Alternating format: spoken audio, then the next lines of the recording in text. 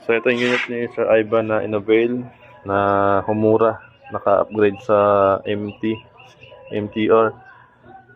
Meron siyang scope na 8 to 32 by 56 Gen 2 FFP0 stop. Napakagandang scope, sobrang linaw na ito na scope na to, kaya solid na solid talaga. Yung receiver niya brown yung kulay, stainless yung hammer niya, yung trigger niya, tapos rounded yung tank, naka silencer na slip on.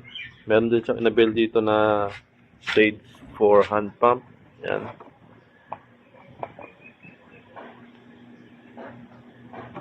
stage 4 yan. Sa mga dang klaseng pump, kung ikukumpara mo sa stage 3. So ipapadala to sa Cebu, going to Cebu ang unit na to. So testing ko na rin to. I-confirm ko lang sa scope kasi ano lang tong scope, to follow lang yung scope. Bali, ang una niyang order is ito, tsaka ito. Yung scope, nagdagdag na siya ng scope. Yan. So napakaganda ng groupings din nito. I-upload ko rin dun sa sa YT pag natapos ko na ma-edit. So ito ang unit ni Sir Ivan is going to Cebu. Around 3 to 4 days nandun na to. I-send natin to. Yun, sa mga gustong avail nito, yung pila nito nung Homura, nag-start na ngayon.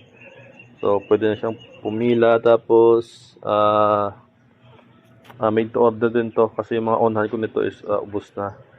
Yung tactical, meron din itong tactical na Ace, yung black. Maganda rin yan. Magaan lang. Yan yung scope ni Sir. Solid. Pang malakasan.